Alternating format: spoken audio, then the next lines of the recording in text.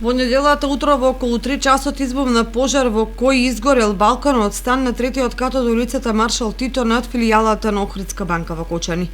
Во пожарот, освен причинета материјална штета, за среќа нема повредени лица. Од територијалната противпожарна единица од Кочани информираа дека пожарот бил пријавен околу 3 часот и 1 минута од страна на дежурен реонски полицаец. На лице место веднаш се упатиле 3 противпожарни возила со 4 пожарникари, при што за околу 10 минути пожарот бил локализиран.